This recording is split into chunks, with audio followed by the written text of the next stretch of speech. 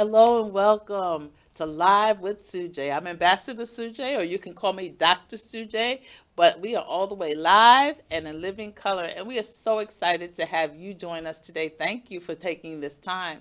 And we're always ignited, excited, and delighted to have special guests. And today we have Pastor Cynthia Diaz. Thank you for joining us. Thank you for having me. Tell me, who is Pastor Cynthia Diaz? Pastor Cynthia Diaz is so many things. First and foremost, just a woman called by God, a Mm, senior pastor of the International House of Hope and Healing Ministries, mother.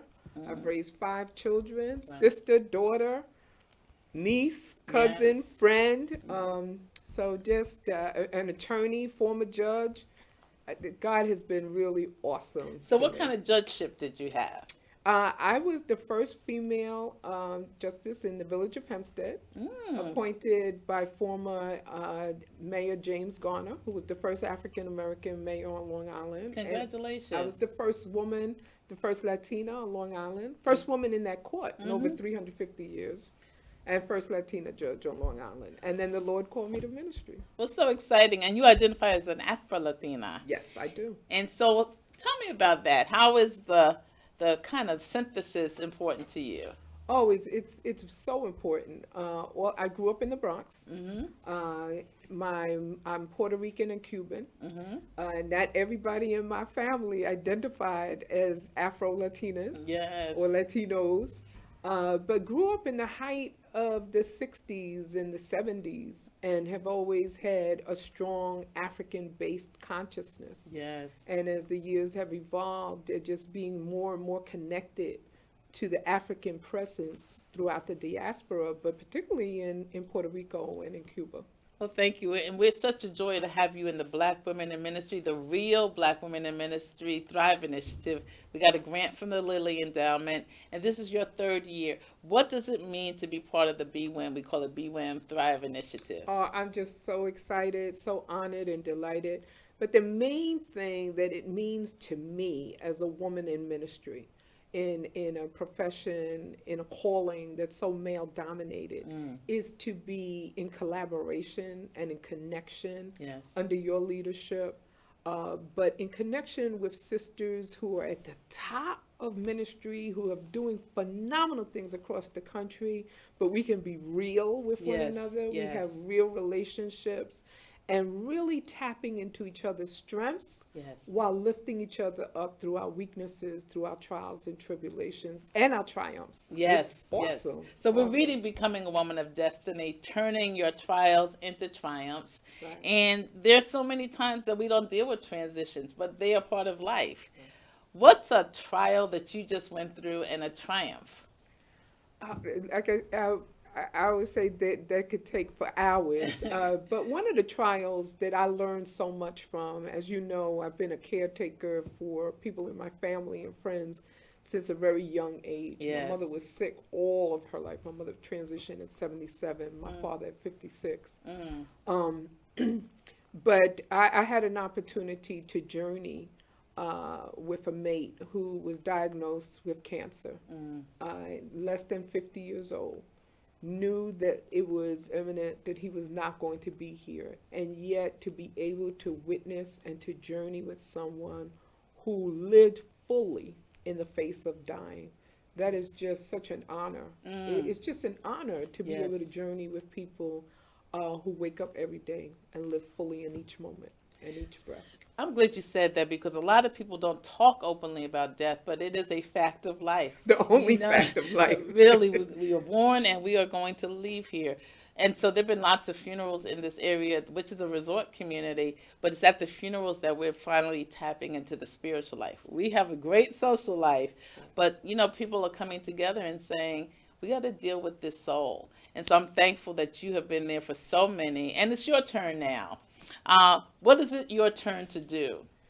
I have been blessed to do so many things that I couldn't even have imagined. Mm, That I walked through doors I never thought I would walk through. But in this season, mm-hmm. as you know, I took care of my elderly aunt and uncle, who my aunt transitioned last year at 92. My uncle passed away 4 years ago at 96. He had Mm, lost his sight. This is my freedom to be free time. Good for you. Freedom to be free time. Freedom to be free. I love it. I've relinquished. I've turned over the caregiver gloves, the Yes. caregiver hat, Yes. the whole outfit, and just really giving myself permission to just. I can't say life hasn't been about me because Yes. I've been blessed. Yeah, sure. You know, and I've had a lot of opportunities. But the as you attention know. was turned on others. Right. And now you And can say, now- and you fly, you got the red leather on. People can't see the boots, but you got it working. I'm just, just being free. Yeah, yeah. So I spent from last year, it was posted coming out of COVID. Mm-hmm. And, I was in the house at COVID with my aunt who had severe dementia, my best friend. Wow. My oldest aunt, we were like sisters, and dementia was just eating her up. No, I wouldn't allow anybody in, and I couldn't go out Exactly. because I had to keep her safe. Exactly. It was horrific. So what do you do now for self-care? I know you come to the Selah by the Sea retreat, Yes. and you've met many women from around the world.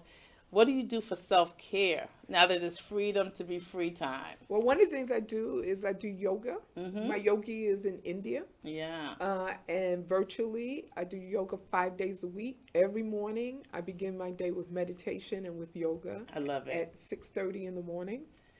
I travel. My youngest son lives in Puerto Rico. I'm a new grandmother. I spend time with my I grandchild. love it. I love it. visit friends across the country. And the ministry, the Yes. International House of Hope and Healing, to be able to connect with people all over the country. It's comprised of people who have been in my life in every single aspect, in every season. They are part of this community. I A lot love of it. pastors Yeah. and ministers. This is Yes. where they come for hope and healing and to be real. It's an authentic community. And as you know, you were one of our I had a guests. chance to be one of your speakers and really be part of that community, and it was phenomenal. So we had some pictures of a bus, a mobile bus that is part of your ministry now. So post-COVID, we have to do some things differently. Jesus talks about casting the net on the other side. Right. And so you've casted, this is your family and your mobile unit. Tell us what's inside the mobile unit. Well, my youngest son is a photographer and a videographer, and he had a vision for a mobile studio. So he converted the bus, and the Yes. bus is part of the ministry. The ministry is about meeting people where they are. I love So the oldest member, the most seasoned member of my community, she'll be 99, Miss Cora, on December 2nd, I love it. and we'll be celebrating her birthday the next day. I can go to Miss Cora, and she can sit in the bus. She can sit and the church comes to her. Yes. As opposed to her having to leave the house and go to the church. I love it. So that's that famous thing. If they can't go to the mountain comes to them. And so that's wonderful. You can take the church literally to where people are. And young people. They, Yeah, young and old. They love being in that whole studio environment. Just like this is an awesome studio. Yeah, and the technology and just having it speak the language that they know so well, which is awesome. So I remember Nancy Sinatra had a song, these boots are made for walking, and that's just what I'll do. One of these days, these boots are going to walk all over you. Where are you walking?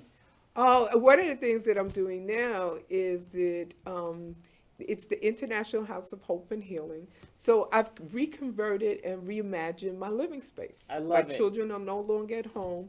So I've converted 2 portions of my house that are studio suites, international inns, where no one's hope or healing is left out. I And love I've it. renamed the 2 spaces Messiah Lifestyle Wellness Suites. Yes. And I open up those areas so that people could come for rest, renewal, and restoration. And you've had some rabbis in there. You've had some rock bands in there. So you've Jehovah reimagined. Witnesses. So you've had this gamut. So it's reimagined space, renovated space for renewal, but it also is a revenue stream. Yes. And people have to think about not just one revenue stream, but multiple.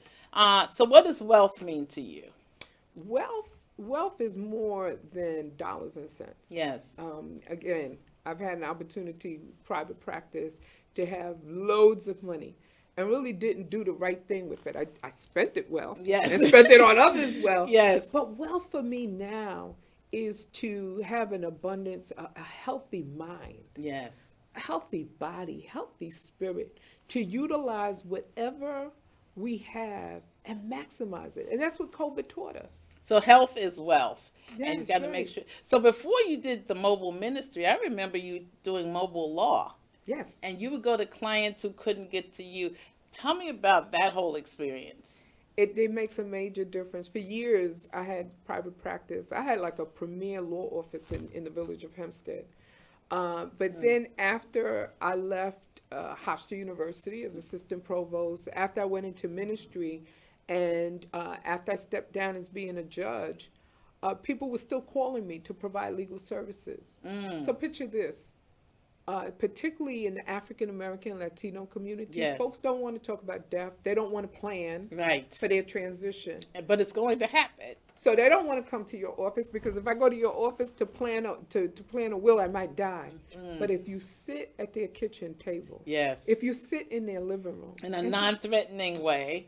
and talk about, maybe their grandchildren are running around or their children open the door for you, and you can have a family discussion about the needs, not just the legal aspect, Yes. but it was up and running legal and spiritual advocate. Ooh. But to advocate how you're going to resolve those issues. We could talk about what your last will and testament is, but what about your two kids who are not speaking to one another? Yes, yes. What about that child who's been on drugs? What about that person you have not forgiven or they have not forgiven you? And all of that is incorporated in legal practice. I still practice limited law, but I do it when I'm called to do it. Is it a geographic area that you? No, I travel I leave tomorrow. I'm going up to Pennsylvania. Okay. I'm going to officiate a wedding and mediate a conflict in one family. So you've got it going on. You've got Right. the inn, you've got the ministry, you've got the whole mobile unit. I love I it. marry people, and I try real hard not to divorce them. So That'd be good. What's the range geographically that you're licensed in? in New York State. In New York State. So I love Yeah, it New as York well. So tell me about, you've just been caretaker. It's your freedom to be free time. You have a new grandbaby. What are you looking at? What's your vision for your future? Do you have one? One of the visions that we're working on now is with my two sons who are totally different professionally. Okay. My youngest son is a very free spirit. My oldest son is very, very rigid and structured Yes. and disciplined. Sounds like my family. Right. So the three of us have come together, and with these Messiah Wellness Suites, Yes. the vision is to have 12 of them. And so the next one will be in Puerto Rico. I've incorporated the church in Puerto Rico. Okay. So it's a family business It's now? a family business. I love it. It's a family business. My youngest son has he has a mobile ministry of his own in Puerto Rico. He Okay. has a van. He knows the island like the back of his hand. And people come in, and he does more than photo tours. Yes. He is capturing the essence of their lives. So we're going to purchase property. We're looking. He really wants to go into glamping. I'm not so sure about that. Okay, So okay. these glamorous tents. I'm not into living outdoors, but he wants to do a glamping site. But Which we'll is glamour and camping. glamour and camping, and these awesome, beautiful sites that they build. So that's his vision. But the three of us are now collaborating. Yes. So that we will have prayerfully 12 Messiah Wellness Suites. We're collaborating with some folks in Georgia. We're looking at different places. I just sold my place up in Pennsylvania in the Poconos, but we're looking at some other places. So the idea is that people have Places places to of go. hope and healing, particularly people and women in ministry, Yes. men in ministry, Yes. preachers' kids, Right, because we need it. We definitely need it. One of the celebrations we're about to do with BWIM is a gala to open the first Women in Ministry Center on his HBCU campus. And the vision is to have centers all over. So we may need to partner and collaborate with you as well. You were talking about the vision for families. And one of the things in Sag Harbor, we just celebrated in our area, which is called As You Rest, our 75th anniversary. Founded by a Black woman, Maud Terry, when we couldn't go to resorts and we couldn't find places for healing and hope. And so a lot of the parents have already begun deeding the property to our children while they're alive and while they're not on their sick bed and have to call a lawyer in. And it's just really remarkable. So you have the next generation of wealth, intergenerational wealth.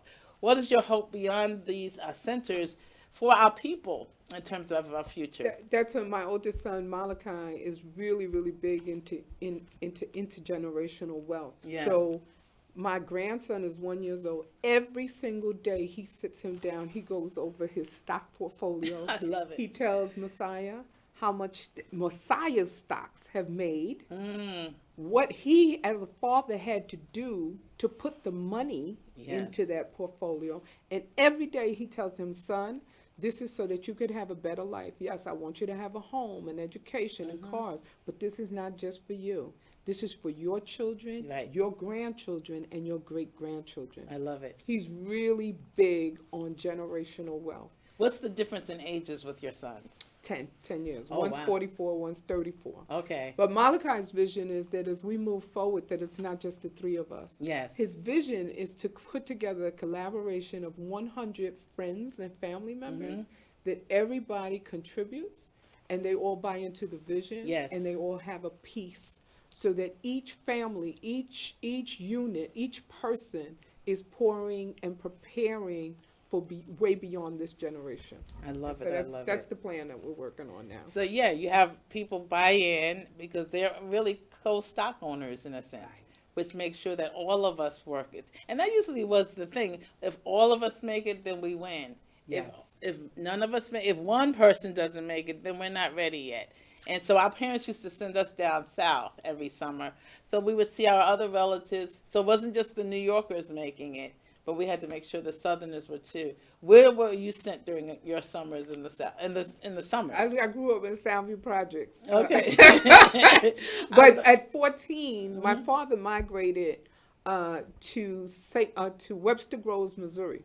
So I would go to Webster Groves, Missouri, with my second mother, who I was very close to, and I have siblings there. She had 3 children, and they adopted my youngest sister, and so I had a whole different. It was a whole different worldview to be in the Midwest. Yes. To be in the Midwest in a Methodist church. My father was Cuban, and he looked Cuban. He looked what people think a typical Cuban man looked like. He's like Ricky Ricardo-ish. Like I love it. Very handsome. But there were only 2 other Spanish surnames in the phone book at that time in the whole St. Louis area. So he walked into a room, women would just pass out. So it was, you grow up in New York. Yes. It's a melting pot. Yes. It's like, what do you mean you don't know where Puerto Rico is? Like, I took a picture on the subway a few weeks ago when I was in New York, and literally it was 5 different ethnic groups seated in front of me, 5 different ethnic groups standing, holding on, and it was like, this is New York City. You know, Right, you really are we are the melting pot, and you have to understand that, which means you have to be able to be versatile enough and diverse enough to accept all others. What was your growing up like in Melrose? and in Soundview? Yeah, In Soundview. Soundview? It was, it was great. It was, my parents moved into Soundview Projects. It was when it was brand new. There were only 2 other tenants in the whole building. Wow. My window faced the Bronx River and LaGuardia Airport. Oh, wow. You had a great view. A great view. And I sat in my window on the 4th floor, and I would watch the planes ascend and descend. And I love to read, and I love to write. The same things I love to do now. Yes. And all I could see was trees and water and a whole entire world through reading that took me way beyond the projects. And then I went to remember, Bronx yes. High School of Science, so Yeah. that opened up a whole different world. I remember Dr. Cornell West, who was my professor at Union Seminary, said, my books can go where I cannot go. That's and it right. takes the world to people. And so that was amazing. So tell us, from Bronx High School of Science, what's the trajectory to where you are now? You went where from there? I went to Bronx High School of Science in my junior year. At the end of my junior year, I decided that I wanted to be in college and I was going to drop out of school. That's what I decided. My mother, in her wisdom, said, okay. She didn't even argue with me. Wow. She said, you have 1 week to have a job or be in, or be in college, or Yes. get your GED. So I said, fine. And I went trying to get a GED, and they wouldn't let me into the program. I went, so I got up in the morning. I said, fine, I'll get a job. I've been this height Yes. and developed at a very young age. So I thought I was mature and sophisticated. So I got up in the morning, put on my stockings, my heels. I got dressed to go to get a job in Manhattan. So I was waiting. And I said, Mom. So she left 2 tokens on Okay. the I remember the table. tokens. Oh my gosh. 2 tokens. I said, but where's my lunch money? She said, you don't have a job. You don't get to eat lunch. Right. I went for a week and I couldn't get hired anywhere. So I decided. So I graduated from Taft High School Okay. in Yeah. my senior year, I grew up around the block from Taft. and Yeah. then I was married 3 weeks after turning 20. Really. Had a full scholarship to go to Utica University, but I was in love, so I went to John Jay College Okay. of Criminal Justice. I was hired by School District 9, which you Yes. know very Yes. well Yes. where you live. Mm-hmm. I worked full time for the district, 9 to 5. Yes. Ran to the D train Yeah. and went to school full time, 5:15 to 11 o'clock at night. Wow. Finished on time, and That's and amazing. then I was in law school at 25. Amazing. But my former husband had 3 children. So I was in law school at 25, raising 4 children. My firstborn was 2. Oh my gosh. I had a daughter in high school, junior high school, elementary school, and a 2-year-old, and I was 25 years old. So it really But is your free God, to be me time. yeah. You've had a load. Yeah, it's your free to be me time. So if you put A and B and C and D together to spell success, what's your A, B, C? What I didn't, I always believed in God, Okay. that God was over A, B, C, and D. And what I learned was that when you talk about trials being turned into triumph, that I have learned to embrace that the tougher it gets, the more excited I become. Wow. Because I know that there's something on the On the other other side. side. Yes. You just have to go through it. Yes. Yes. And you lean not to your own understanding, but just trust Yes. that wherever you are, in whatever season, it's preparation for the season that's to come. Exactly. And you're leaving something behind, but you're moving towards something in the future. But living fully wherever you're at. Being fully present in that moment. Right, It's been awesome watching the trees and the different seasons change because it's a process. Summer goes to then the trees are full of leaves, but then they fall. Right. And then yesterday I saw the leaf people picking up tons of leaves because that's part of the process. Right. And then the trees will be bare, it'll be cold, but then guess what? There'll be another The spring. spring. So you embrace all seasons. Embrace all seasons. Embrace all seasons, all moments. All people. I'm telling you, that's just what's so exciting to be in this virtual community. Yes. I love church. I love everything about church. I love community.